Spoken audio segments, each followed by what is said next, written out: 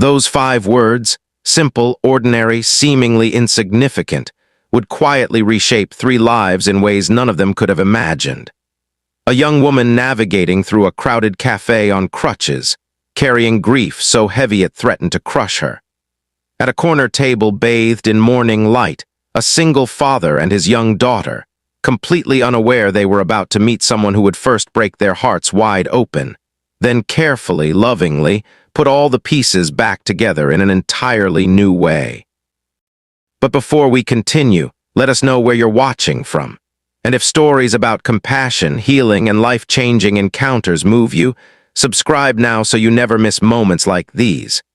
It was a Saturday morning in late March at Sawada Coffee, tucked into Chicago's West Loop neighborhood. After endless months of bleak gray winter, the first genuine rays of spring sunshine had finally broken through, drawing people back outdoors like flowers turning toward light. Couples leaned close over late brunch. Students hunched over glowing laptop screens. Young families maneuvered strollers through impossibly narrow aisles between tables. Every single seat was occupied, not one empty chair anywhere in sight.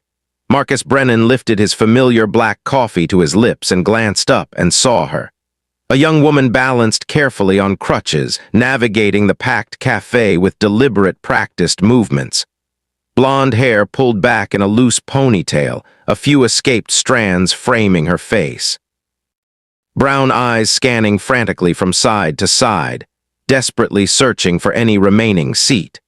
She moved with the fluid confidence of someone long accustomed to crutches. But what Marcus couldn't look away from was the expression carved into her features. Determination layered over quiet desperation, as though failing to find a place to rest right now would mean losing something profoundly important. And then, cutting through that crowded cafe, she began walking directly toward Marcus's table. But what had brought this young woman to Sawada Coffee on this particular day? And why would a small cafe table become the foundation of an entirely new family? The answer begins in the very next breath. And then Butterscotch escaped during the presentation and ran straight under Ms. Patterson's desk. She screamed so loud that 6-year-old Lily was telling her story with absolute enthusiasm, hands waving wildly as if physically painting the entire scene in midair. Marcus smiled at his daughter, but his gaze never left the woman on crutches. She approached a table near the entrance where a couple sat close together, clearly absorbed in an intimate conversation. Marcus watched her lips move, her voice gentle, polite. The woman at the table shook her head firmly. The woman on crutches nodded slightly, apologized, and turned away. She tried another table where a man sat alone, papers and laptop spread across every available inch.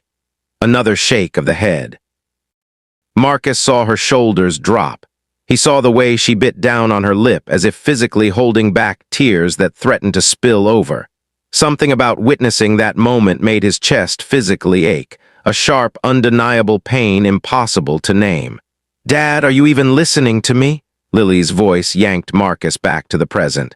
"Of course, sweetheart, Butterscotch escaped. That was 5 whole minutes ago, now I'm talking about."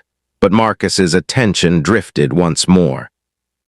The woman on crutches now stood in the very center of the crowded cafe, looking around with an expression that made his heart physically tighten. Lost, alone, as though surrounded by dozens of people yet belonging absolutely nowhere. As though she were seconds away from surrendering something incredibly precious. In that brief, suspended moment, their eyes met across the noisy cafe. Marcus saw vulnerability in her gaze, a fragile flicker of hope and a bottomless sorrow that seemed to rise from somewhere deep in her soul. She drew a slow breath, adjusted her crutches, and began walking toward their table. The aroma of freshly roasted coffee beans mingled with vanilla drifting from the pastry counter. Soft indie music blended with the low hum of conversation. Outside the window, Chicago was slowly stirring beneath rare early spring sunlight. "Excuse me." Her voice reached them as she arrived at their corner table by the window, Gentle, polite, steady, though Marcus could clearly hear the tremor she was trying desperately to hide beneath it. "I'm really sorry to bother you. I know this might sound strange, but would you mind terribly if I shared this table with you? It's incredibly crowded and there aren't any seats left." She paused. Her eyes shimmered with tears she was barely holding back. "I really need to be here today. It's extremely important to me." Marcus stood immediately and pulled out the empty chair across from them. "Of course, please have a seat. I'm Marcus and this is my daughter, Lily." Relief washed across the young woman's face like dawn breaking through storm clouds. She carefully lowered herself into the chair and leaned her crutches against the wall beside her. Thank you so much. I'm Violet." She looked at both of them, and Marcus noticed her eyes were still wet, as though it would take only the smallest trigger for the tears to finally fall. "I asked those other tables first, but they said they needed privacy. I started thinking I'd have to leave, and her voice caught. "I really couldn't bear to leave without sitting down for at least a little while." "We're happy to share the table," Marcus said warmly. "It gets incredibly busy here when the weather's nice." Lily, never a shy child, immediately leaned forward, eyes sparkling with curiosity. "We come here every single Saturday. It's our special tradition. I always get hot chocolate with lots and lots of whipped cream, and Dad always orders boring black coffee." She wrinkled her nose at Marcus's cup. "Do you like hot chocolate?" Violet smiled, though sadness still lingered across her features. The smile reached all the way to her eyes. "I love hot chocolate. It sounds absolutely perfect for today." A barista appeared, and Violet ordered coffee and a croissant. The moment the barista walked away, Lily launched straight back into conversation with the boundless energy only a 6-year-old possesses. "I'm in 1st grade and my teacher is Miss Patterson. We have a hamster in our classroom named Butterscotch because he's orange and super fluffy. Do you have any pets?" "Not right now," Violet replied, fingers curling around her coffee cup as if trying to absorb its warmth. "But I used to have a cat named Misty. She was gray with little white paws." "That's such a pretty name. Sophia, my friend, taught me a Spanish word, Nibla. It means fog. Her whole family speaks Spanish." Violet's smile widened slightly. "That's exactly why I named her that." Marcus realized he was beginning to relax. There was something about Violet even carrying the sadness she did, the way she listened to Lily with genuine attention. She asked about school, about Butterscotch, about Lily's friends. She laughed at the funny parts, widened her eyes at the dramatic ones. About 15 minutes passed before Violet gently set her coffee cup down. She looked at the two of them with an expression Marcus couldn't quite name, gratitude mixed with something deeper, something far more painful. "There's something I want to tell you," she said softly. "The reason I needed to be here today is because today is my birthday. I just turned 23. Lily's eyes went wide with excitement. "Your birthday."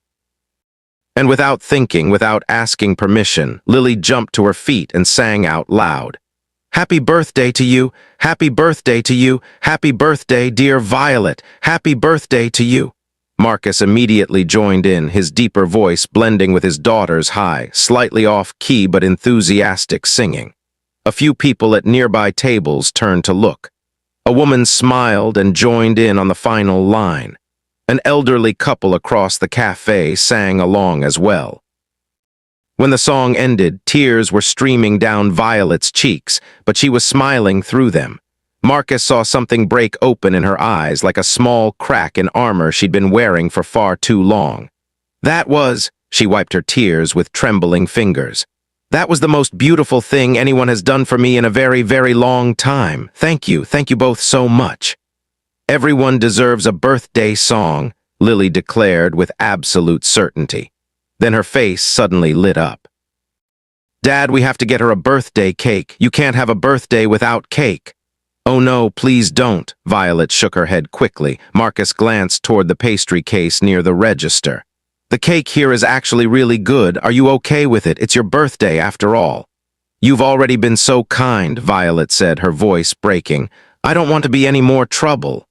"You're not trouble at all," Marcus said gently. "Truly, please let us celebrate with you." Despite Violet's repeated protests, Marcus still excused himself and walked toward the counter. A few minutes later, he returned with a small chocolate cake topped with smooth vanilla buttercream frosting, a single candle standing in the center. As Marcus leaned down to light the candle, a few people at nearby tables began to notice. Someone softly started singing, and within moments the entire corner of the cafe where they sat joined in the familiar melody. Violet closed her eyes. Marcus saw her lips move slightly, as if whispering a wish meant only for herself. Then she leaned forward and blew out the candle.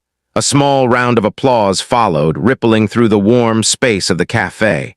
"All right," Lily announced solemnly. "The birthday girl gets the first piece and the biggest one." She carefully cut the cake with a seriousness that was almost comical, as if it were a critically important mission.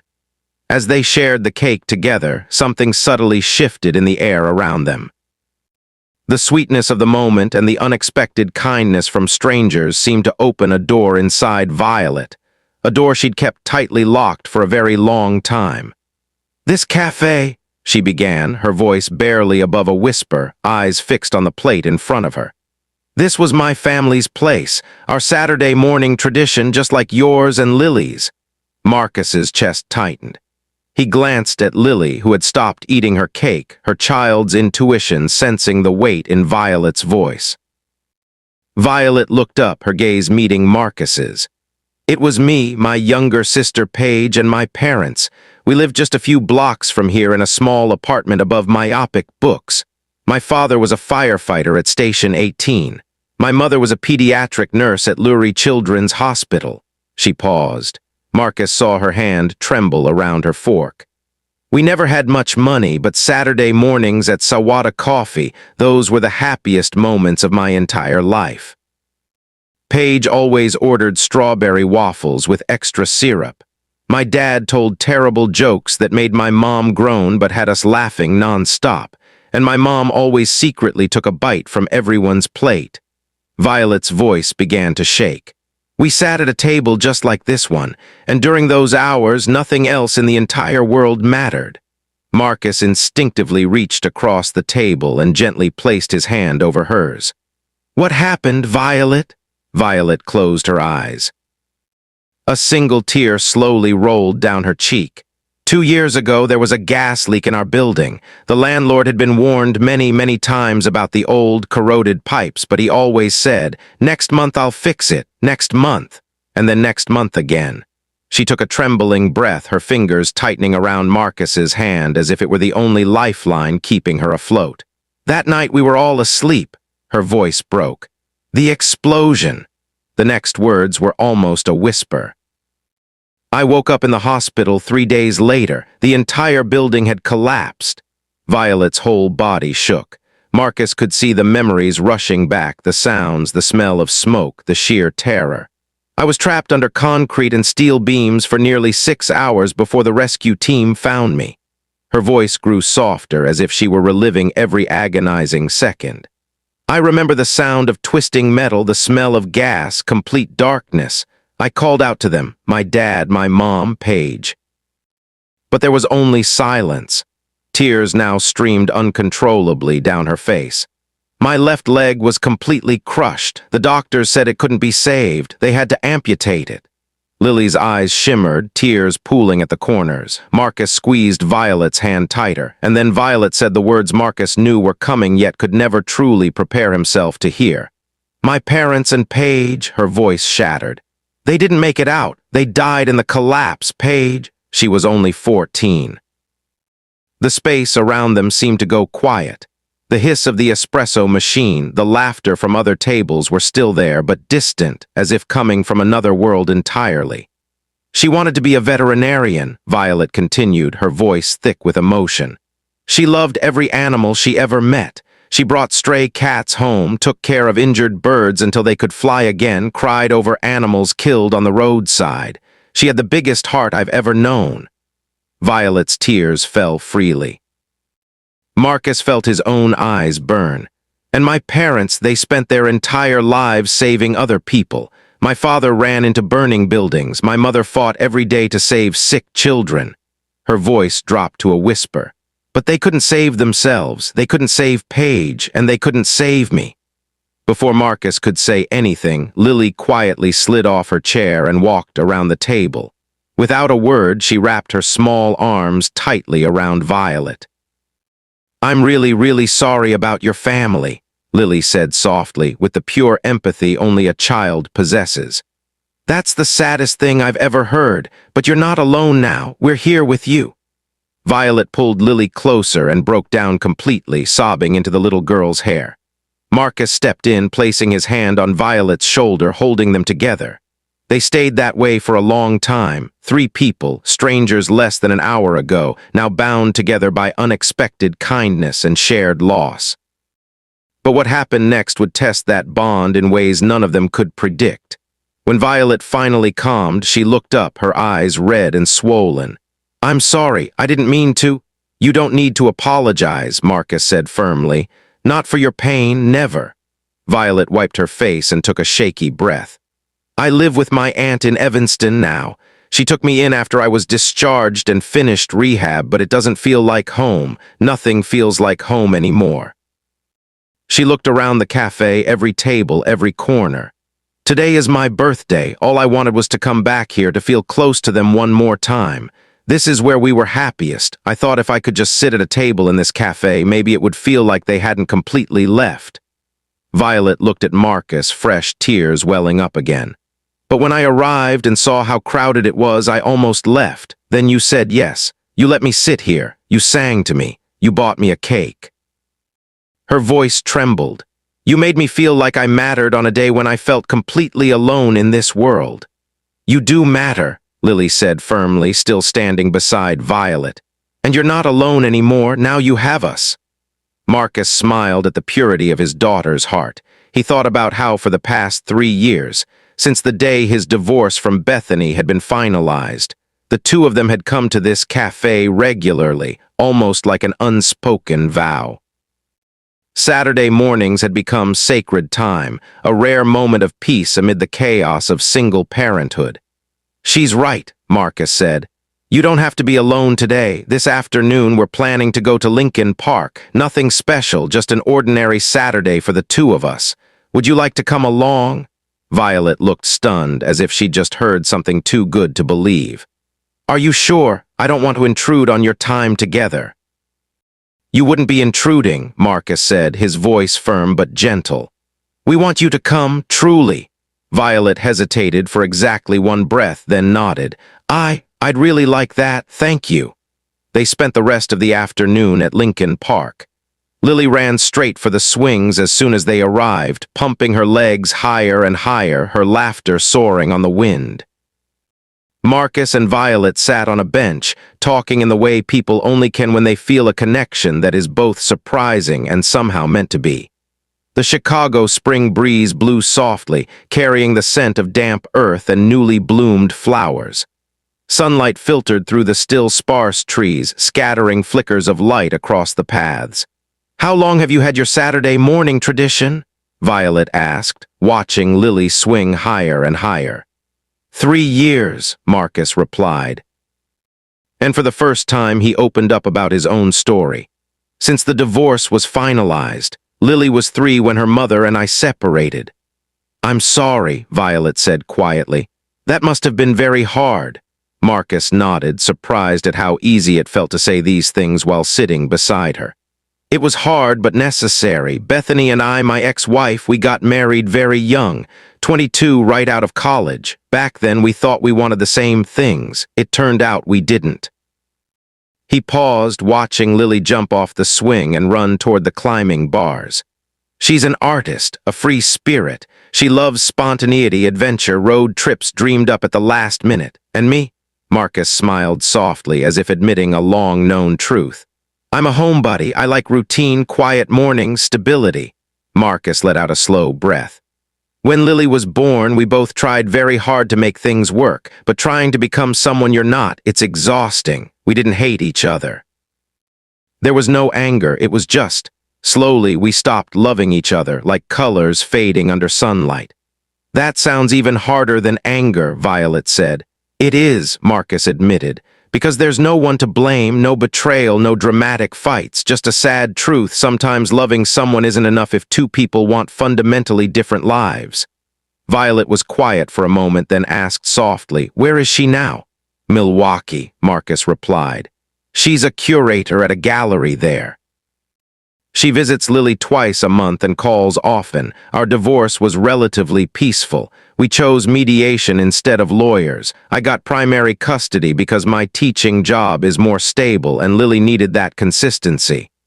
"You're a teacher?" Marcus smiled. "A middle school art teacher. Honestly, it's chaos, creativity, and hormones all mixed together." He chuckled. "But I love it." "An art teacher," Violet said, and something lit up in her eyes. "That fits. You have that energy, patient, thoughtful, creative." "What about you?" Marcus asked. "You mentioned graphic design," Violet nodded. "Freelance, I work from home, which has been better since the amputation. I had to relearn my entire workflow. I used to pace around the apartment when I was thinking, then sketch while standing at an easel. Now I do most of my work seated on a tablet. It took months to adapt, but I did." "That's incredible," Marcus said sincerely. "And incredibly resilient." "I didn't have many choices," Violet replied softly. "Either adapt or give up, and I'd already lost everything else. I wasn't about to lose my career too." The afternoon passed, and they discovered more shared interests. They both loved hiking, though Violet hadn't been on a trail since the accident. They both preferred indie films over blockbusters. They both believed the smell of Chicago after rain was the best scent in the world. They both loved bookstores with creaking wooden floors and cafes with mismatched furniture that somehow still had soul. But what stayed with Marcus most wasn't those similarities. It was the way Violet laughed, fully, wholeheartedly, as if she hadn't allowed herself to laugh like that in a very long time. The way she spoke to Lily, never condescending, never with that pitying tone adults sometimes used with children, but with genuine interest. The way her eyes lit up when she talked about her design work. And there were moments, brief, quiet moments, when the sadness would suddenly wash over her. Marcus saw it in her eyes, in the fleeting tension around her mouth. Each time he didn't try to force her to be cheerful. He simply guided the conversation gently in another direction, just enough to give her space to breathe. As evening settled in and they finally said goodbye in the parking lot, they exchanged phone numbers. "Thank you for today," Violet said. Her eyes were still slightly swollen, but there was something in them that Marcus hadn't seen that morning, a real happiness, fragile but genuine. "You and Lily turned what I thought would be the loneliest and most painful birthday of my life into something beautiful. I'll never forget it." "Next Saturday, same place?" Marcus asked, surprising himself with how much he hoped she would say yes. Violet's face lit up. I'd really love that." The messages started that very evening. "Violet, thank you again for today. I can't stop thinking about how kind you and Lily were to a complete stranger." "Marcus, you're not a stranger anymore. You're our friend. And friends don't thank each other for birthday cake. It's clearly stated in the Friendship Handbook, page 47. "Violet, then I suppose I need to read that handbook more carefully." "Marcus, it's an extremely thrilling book. Right up there with furniture assembly instructions and tax forms." The following Saturday, Violet showed up at Sawada Coffee with a slightly nervous smile, as if she still wasn't entirely convinced that she truly belonged there. But the moment Lily saw her, she squealed with excitement and ran straight over to hug Violet tightly. And just like that, it felt as though Violet had always been part of their Saturday morning tradition. Weeks passed, slowly turning into months. Violet began joining them in many other things as well. Trips to myopic books, where each of them wandered into different sections and texted each other silly book titles they happened to find. Movie nights at Marcus's apartment after Lily had gone to sleep, where they cheerfully debated plot holes and character motivations. The art exhibition at Lily's school, where Violet stood beside Marcus, holding up her phone to take pictures with a pride no different from that of a real aunt. Violet taught Lily how to draw cartoon characters, sitting at Marcus's kitchen table with colored pencils scattered everywhere. And Marcus and Violet texted each other late into the night about everything and about nothing at all. Silly memes, small observations from the day, and deeper conversations about grief, hope, and rebuilding a life from broken pieces. 2 months after they met, Violet made a decision. "I'm moving back to Chicago," she said one evening as the two of them sat on the couch after Lily had gone to bed, watching a documentary that neither of them was really paying attention to. Marcus's heart gave a small leap. "Really? My aunt supports it," Violet continued. "She knows I need to rebuild my life, and living far away from the only place that feels like home, it doesn't make sense. I'm looking for an apartment around here. There's a studio available 3 blocks away." "That's wonderful," Marcus said, trying to keep his voice steady even as his heart pounded. "I can help you move. You don't have to. I want to." On moving day, Marcus recruited a few of his teacher friends, Derek Montgomery, Kevin Rodriguez, and Jenna Carlisle. They carried boxes up 3 flights of stairs, assembled furniture, and hung artwork. Violet ordered pizza for everyone, and by the end of the day, the small studio apartment truly felt like a home. 3 months into their friendship, Violet had fully woven herself into their lives. She knew Lily hated broccoli but loved Brussels sprouts. She knew Marcus graded papers more efficiently with soft jazz playing in the background. She remembered both of their coffee orders exactly. She became the first person Marcus texted when something funny happened, the person whose opinion he valued, the person whose laughter alone could make his entire day feel lighter. And then one afternoon in June, as they sat in a café, not Sawada, but a new place, Marcus realized that his feelings had quietly shifted from friendly to something deeper. Violet was laughing about something silly that had happened during a graphic design client meeting. She tilted her head back, the afternoon sunlight catching her hair in a perfect way. Marcus's heart skipped a beat. He was in love with her. Maybe he had been for a long time, but he didn't say anything. Violet had already endured too much loss. She was 9 years younger than him, and above all there was Lily to consider. What if he misread the signals? What if pursuing a romantic relationship destroyed the friendship they had so carefully built? So Marcus chose silence. He cherished what they had while quietly longing for more. But then something happened that would force everything into the open and threaten to tear their carefully built world apart. 4 months after the day they met, everything changed. It was a Tuesday evening in early August. Marcus was grading his students' art projects at the kitchen table while Lily sat beside him, carefully coloring. His phone rang. Bethany's name appeared on the screen. "Hi, Bethany, is everything okay?" "Yes, actually, I'm calling with good news." Her voice was excited, an energy Marcus hadn't heard from her in years. "I've been offered a position at the Art Institute of Chicago, a curator role with a path to senior curator within 2 years. It's exactly what I've been working toward, and it means I'll be moving back to Chicago." Marcus's grip tightened around the phone. "You're moving back here?" "Yes, I've been thinking about this for a long time, even before this job came along. Seeing Lily twice a month isn't enough. I want to be a real mother to her, not just a visiting guest. This job is the perfect opportunity." That's wonderful, Bethany. Lily will be very happy to see you more." "There's something else I want to say," Bethany continued, her voice slowing. "I've been in therapy a lot. I've done a lot of reflection about myself and about us, about our marriage." Marcus's stomach dropped. "Bethany, let me finish," she interrupted. "We were too young when we got married. We let stress and our differences pull us apart, but maybe we gave up too soon. Maybe with time, with maturity, we could try again, not right away, but someday." Marcus felt as if he couldn't breathe. "Think about it, Marcus. A real family for Lily, both parents together, giving her the stability and love she deserves." I don't know what to say. You don't have to answer right now. I know this is a lot. Just think about it, for Lily if nothing else." When the call ended, Marcus sat motionless at the kitchen table, his thoughts spinning. Lily looked up from her coloring book. "That was Mom, wasn't it?" "Yes, sweetheart." "Is Mom coming to visit?" Marcus took a deep breath. Actually, Mom might be moving back to Chicago for a new job. Lily's face lit up like fireworks. Really? Mom's coming back here? That's the best news ever. She jumped out of her chair, completely forgetting about her coloring. Dad, this is amazing. I can see Mom all the time, and maybe if Mom's here, you and Mom can be together again, like a real family, like Harper's parents. We could live together. Peter's heart sank. Sweetheart, it's not that simple.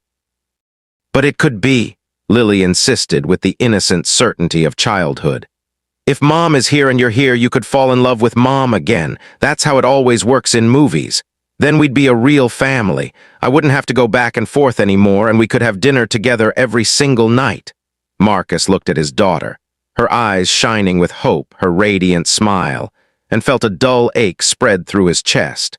Sometimes the people you love most want things you simply cannot give them. Have you ever found yourself in an impossible position like that? That Saturday at Sawada Coffee, Violet almost immediately sensed that something was wrong. Marcus seemed distracted, far quieter than usual, barely touching his coffee. Hey, she said softly after Lily ran off to look at the pastry case. What's going on? You seem really distant. Marcus sighed, rubbing a hand over his face as if trying to pull himself back into the moment. Bethany called. She got a job offer in Chicago. She's moving back. Oh, Violet's expression shifted almost imperceptibly. Something passed across her face so quickly that Marcus couldn't quite read what it was. That's good, right? Violet said, forcing her voice to stay even. Lily will get to see her mom more. Yeah, it'll be good for Lily. Is there something else? Violet asked carefully. Marcus hesitated. How could he tell her that Bethany wanted to try again, that his ex-wife had suggested rekindling their marriage? That he himself was confused, unsure how to make sense of it all. He chose his words as if stepping onto thin ice. It's just, there are going to be a lot of changes, a lot to figure out. What Marcus didn't know was that later that afternoon, when he stepped outside to take a call from his sister, Lily had told Violet everything with the blunt innocence of a child who had no concept of holding things back. You know what? Lily said, practically vibrating with excitement. My mom is moving back to Chicago, and I told Dad that maybe they could fall in love again and then we could be a family living together. Isn't that the best idea ever? Then I'd have both my mom and my dad in the same house. Violet felt something shatter inside her chest. That, she tried to say, forcing a stiff smile onto her lips. That would be really wonderful for you, Lily. I really hope it happens, Lily went on, completely unaware of the pain that had just flashed through Violet's eyes. I pray about it every single night. I want my mom and dad to be together again. That night, Violet lay awake in her studio apartment, staring up at the ceiling as the Chicago rain tapped a steady rhythm against the window. Of course, Marcus would want his family reunited.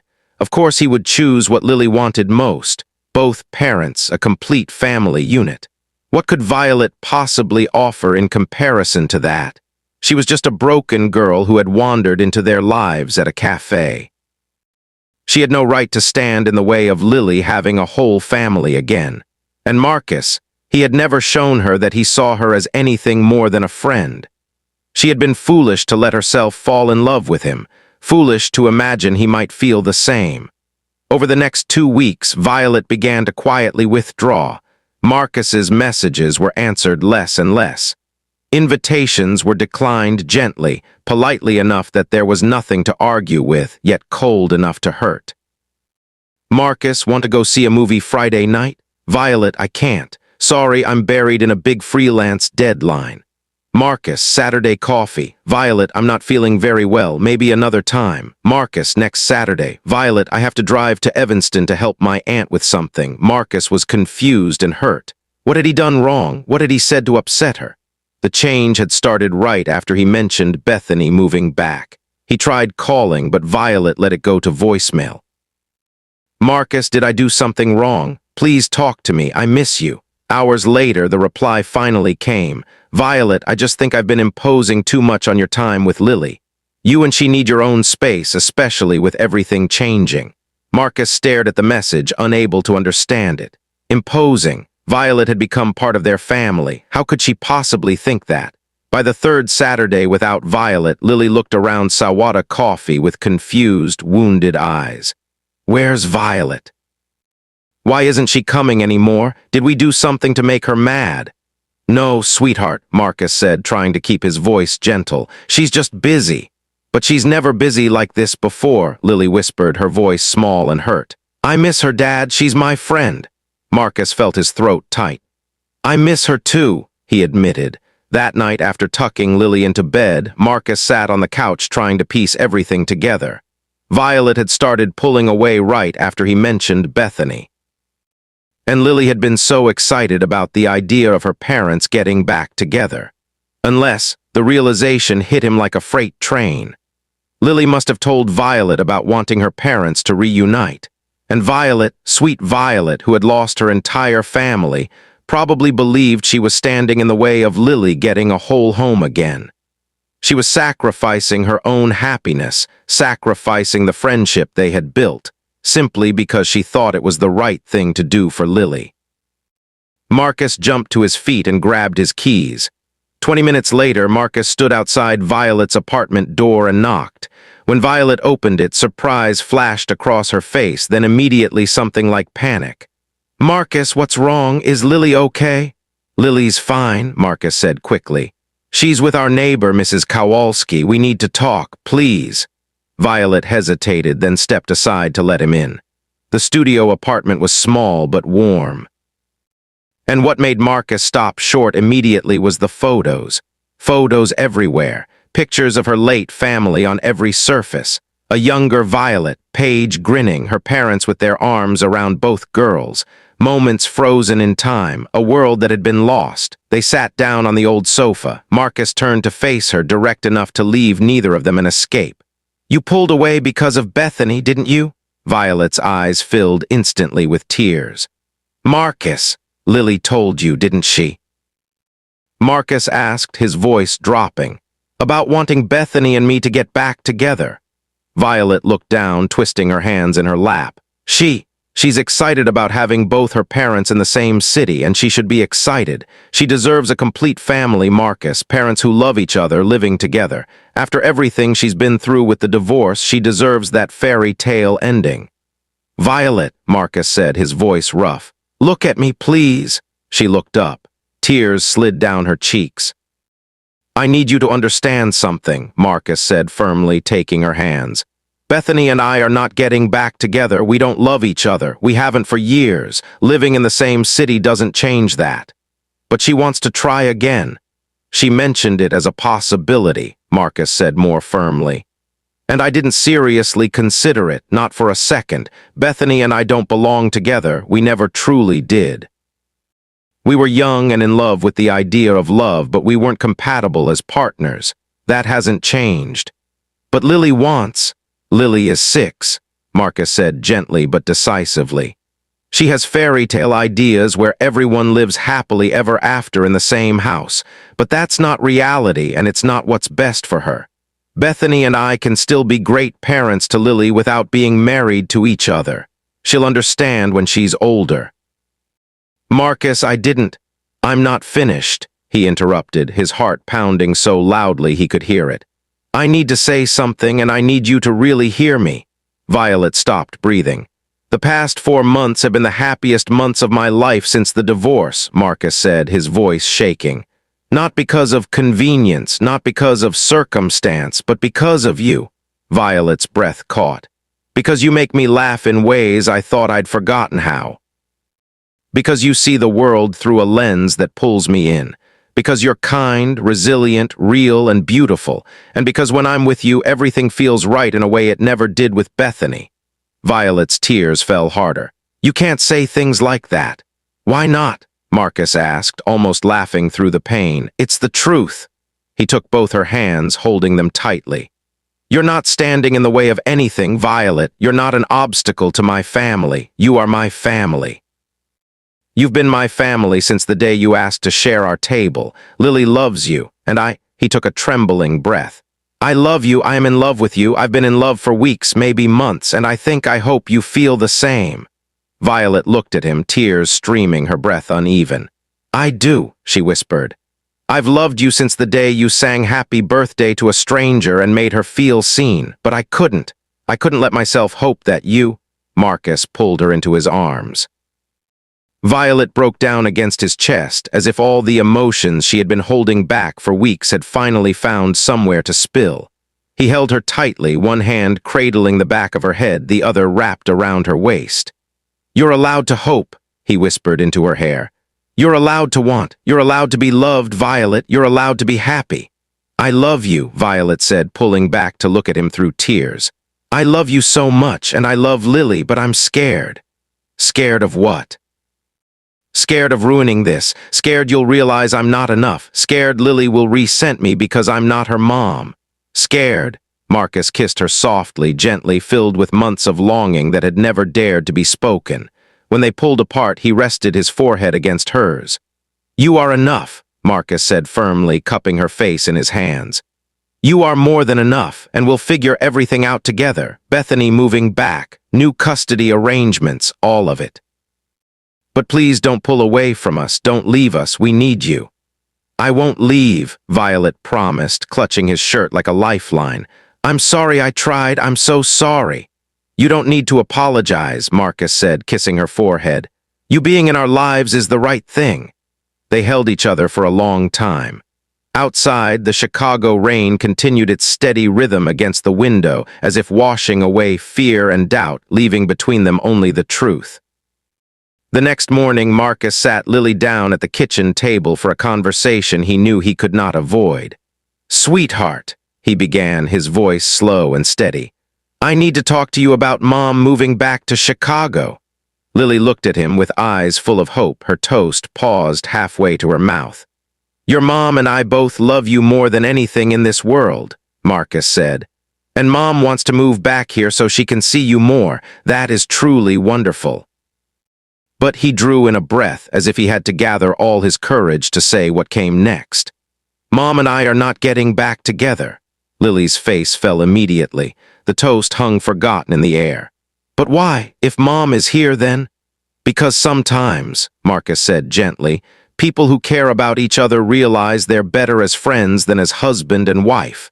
Your mom and I tried very hard when we were married, but we weren't happy together in the way a couple should be. We made each other sad more than we made each other happy. But I want all of us together, Lily said, her voice trembling, her eyes starting to fill with tears. I know, sweetheart, and I understand why you want that, Marcus said, taking his daughter's hand. But we are still together, just in a different way. You have a mom who loves you, and you have a dad who loves you. Both of us are here for you. That's what matters, not whether your parents live in the same house or are married to each other. Lily was quiet for a moment, as if trying to swallow something too big and too difficult. Then she looked up. Is it because of Violet? No, Marcus answered immediately, firmly, his hand tightening gently around those tiny fingers. Your mom and I decided to divorce a long time before I met Violet. He paused, choosing his words as if picking up shards of glass. But I need to tell you something about Violet. Lily watched him closely. I love her, Lily, Marcus said. Not just as a friend, but the way grown-ups love each other when they want to be together. To his surprise, Lily's face didn't darken the way he feared. It softened as if some part of her had been waiting to hear it for a long time. Like a boyfriend and a girlfriend? Yes, Marcus nodded. Exactly like that. Lily went quiet again, her 6-year-old mind processing feelings more complicated than she had words for. Then she said, honestly, I like Violet. She's really nice. And Dad, you laugh a lot when she's around. You laugh more. Marcus felt his eyes sting. I do laugh more when she's around. Does she still get to have Saturday coffee with us? Always, sweetheart, always. Lily nodded slowly, then climbed into Marcus's lap and hugged him tightly. I still wish you and Mom could be together, she admitted, her voice muffled against his chest. But I guess if you're happy with Violet, that's okay. Thank you for understanding, Marcus whispered. My girl. 6 weeks later, Bethany moved back to Chicago. She and Marcus agreed on a new custody arrangement during a meeting at a neutral cafe. Lily would stay with Bethany every other weekend, plus one evening a week for dinner. It took some time to adjust, but then it worked. The first time Bethany came to pick Lily up from Marcus's apartment, she met Violet. After Lily ran off to pack her overnight bag in excitement, the two women stood a little awkwardly in the doorway, as if neither of them knew how to begin in the right way. Bethany was exactly as Violet had imagined, tall with an artist's presence, fingers speckled with paint, expressive eyes as if she were always thinking about a painting she hadn't yet created. "So, you're Violet," Bethany said, her voice calm, but her expression unreadable. "I am," Violet replied, trying to stay steady even as her heart hammered. "I want you to know I'm not trying to replace you. You're Lily's mother. I would never." "I know," Bethany cut in, and to Violet's surprise, Bethany smiled, a real smile reaching all the way to her eyes. "Lily talks about you all the time," Bethany said. "Violet taught me this. Violet said that. I can tell she loves you, and I can also tell you make Marcus happy in a way I never did." Bethany paused, glancing toward Marcus, who was in Lily's room helping her pack. "I thought I wanted to try again with him," Bethany said, her voice lower. "But the truth is I was lonely and I confused wanting to be a better mother with wanting to be his wife again. Those are two different things." Then she turned back to Violet. "I'm truly glad he found you. Take care of them, will you? Both of them are pretty special." Violet felt tears rise. "Thank you," she said softly. "That means more than you think." "Take good care of my daughter," Bethany said, her voice softening. "Not just Marcus, Lily too." "I will," Violet nodded firmly. "I absolutely will." Over time, Bethany and Violet built a respectful co-parenting relationship grounded in their shared love for Lily. Of course, there were awkward moments and adjustments, school events, holidays, scheduling, logistics. But they worked through it all with maturity, always putting Lily first. 1 year after that fateful meeting at Sawada Coffee on a Saturday morning in late March, at the very table where it all began, Marcus got down on one knee. Lily stood beside him in her prettiest dress, holding a small velvet box with both hands, trembling with excitement, barely able to contain herself. The cafe suddenly went quiet, as if every sound understood it needed to make room for this moment. Other customers began to notice. "Violet Weller," Marcus said, taking her hand as Violet stared at him in disbelief. "The day you asked to share our table, you changed our lives completely." His voice was slow, each word carrying weight. "You brought light, love, and laughter back into our world. You showed me what true partnership looks like. You were patient with Lily as she adjusted. You were kind to Bethany. You have been everything I didn't know I needed." His voice trembled with emotion. "Will you marry us? Will you officially become a part of our family?" Violet cried and laughed at the same time, one hand covering her mouth.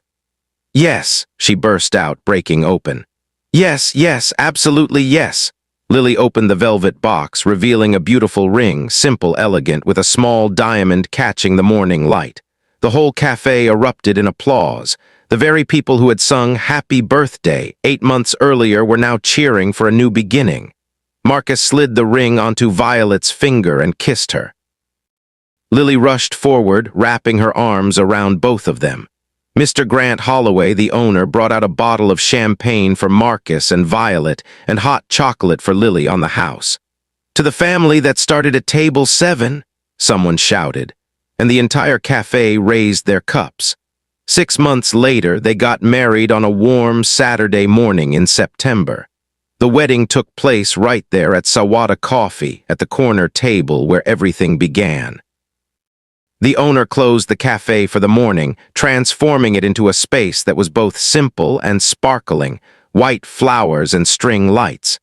Lily was the flower girl, wearing the green dress she had chosen herself, and she announced to anyone willing to listen that she had known they were in love since forever. Bethany came and took photos, genuinely happy for them. She brought along her new girlfriend, Natalie Grayson, an art conservator she had met at the museum. They sat in the front row, close together. When it was time for the vows, Marcus spoke first. "Violet," he said, his voice thick but clear. "When you asked if you could share our table, you gave me more than a coffee friend. You gave me hope. You taught me that family isn't only what you're born into, it's what you build, one kind moment at a time. You showed Lily what resilience looks like, and you showed me what love is supposed to feel like." His voice was full of emotion. "I promise I will always save a seat for you at our table, celebrate every birthday like it's the most important day of the year, and remind you every single day that you are exactly where you belong." Violet's hands trembled as she held his. "Marcus," she said, her voice breaking with tears. "I came to this cafe on the worst birthday of my life looking for ghosts, but instead I found a future. You and Lily didn't just let me share your table, you made space for me in your heart. You taught me that pain and joy can exist at the same time. That being broken doesn't mean being worthless, and that family is something you create." Tears ran freely down her face. "I promise to love both of you with everything I have, to honor the family you welcomed me into, and to never forget that the best things in life sometimes begin with a simple question." Violet took a breath, looking at Marcus as if she were looking at an entire lifetime. "May I share this table?" When they kissed, the small crowd burst into cheers. Lily jumped up and down, and somewhere in the crowd someone started singing at the perfect, playful moment. "Happy wedding day to you!" The whole cafe laughed through tears. They cut a small chocolate cake with vanilla buttercream just like the cake from that first birthday. Violet closed her eyes and made a wish she had been wishing for months. And now it had only one word left: gratitude. As they danced their first dance in the narrow space between tables, Violet rested her head on Marcus's shoulder and whispered, "Thank you for saying yes." Marcus squeezed her hand and whispered back as if it were the most beautiful secret of his life, "Thank you for asking." And Lily, watching her dad and new stepmother dance, leaned against Bethany and said with complete trust, "Mom, do you know what? Sometimes fairy tales are real, it's just they don't look like they do in books." Bethany bent down and kissed the top of her daughter's head. "You're completely right, sweetheart. Sometimes fairy tales look like this." Their story began with a birthday song and a slice of cake. It began with a young woman brave enough to ask for exactly what she needed, and a single father kind enough to say yes. It began with a simple truth, one that quietly redirected the lives of 3 people forever. Sometimes all we have to do is leave a seat at our table for someone desperately searching for a place to belong. Because the smallest acts of kindness can create the deepest connections. Because family is not always the people we are born to. Sometimes it is the people we choose to embrace, to walk alongside, to call home. And because sometimes, on an ordinary Saturday morning in a crowded cafe, a life can turn in a completely different direction, all because of one simple question: "May I sit at this table with you?" If this story touched your heart, please subscribe so you don't miss stories like this, and share this video with someone you think needs to hear it today. Because sometimes just one small act of kindness is enough to change everything. Thank you for sharing this table with us.